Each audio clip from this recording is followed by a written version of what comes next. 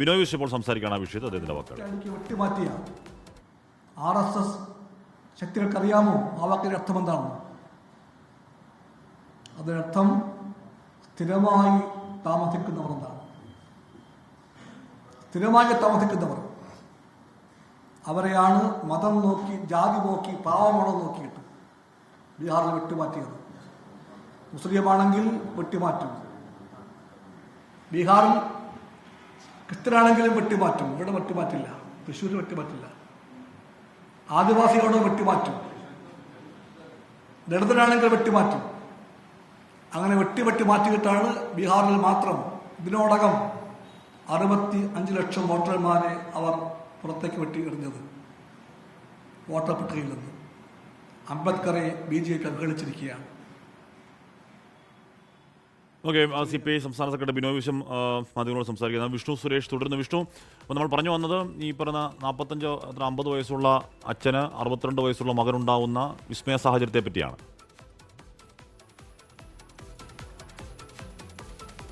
പക്ഷേ അതെങ്ങനെയാണ് സംഭവിക്കുന്നതെന്ന് ഇപ്പോഴും മനസ്സിലാവുന്നില്ല. ഇത് ഒരിടത്ത് മാത്രമല്ല, പലയിടങ്ങളിലും ഇങ്ങനെ ഈ പ്രായം കുറഞ്ഞ ആളുകൾ അവരുടെ രക്ഷകർത്താക്കളുടെ അല്ലെങ്കിൽ അവരുടെ മക്കളുടെ വയസ്സ് അതിൽ കൂടുതലാകുന്ന വോട്ടർ പട്ടിക ക്രമക്കേട് ഇപ്പോൾ വ്യാപകമായി തൃശ്ശൂർ റിപ്പോർട്ട് ചെയ്യപ്പെടുന്നുണ്ട്. ഇതിന് കാരണം എന്ത്? ഇത് BLOമാർക്ക് മനഃപൂർവ്വം എന്ന പിഴവാണോ, അതല്ലെങ്കിൽ ഈ വോട്ടർ സോഫ്റ്റ്വെയറുമായി ബന്ധപ്പെട്ടുള്ള വിഷയമാണോ എന്നൊരു വ്യക്തത ഇപ്പോഴും വന്നിട്ടില്ല. പക്ഷേ അതിനൊരു കൃത്യമായ അന്വേഷണവും പരിശോധനയും അടിയന്തരമായി നടത്തേണ്ടതുണ്ട്. പ്രത്യേകിച്ച് തദ്ദേശ തെരഞ്ഞെടുപ്പൊക്കെ വരികയാണ്.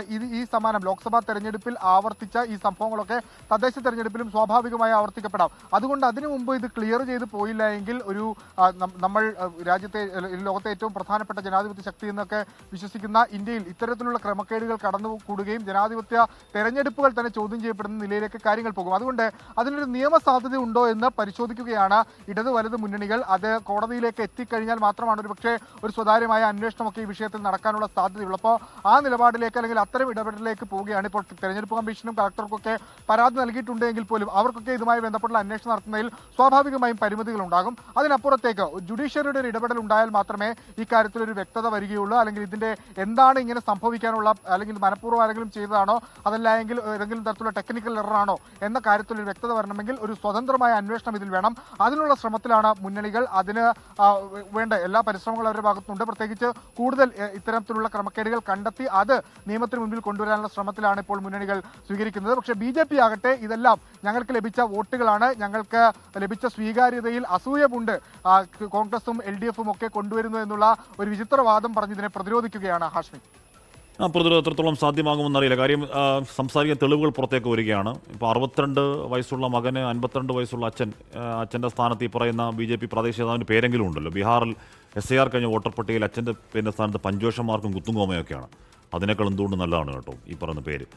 ലോകത്തെവിടെയായാലും ഏത് സമയത്തും 24 വാർത്തകളും ഓഗ്മെന്റഡ് റിയാലിറ്റി പാക്കേജുകളും എക്സ്പ്ലെയിനറുകളും വിശദമായി കാണാൻ ഞങ്ങളുടെ YouTube ചാനൽ നിങ്ങൾക്ക് സബ്സ്ക്രൈബ് ചെയ്യാം.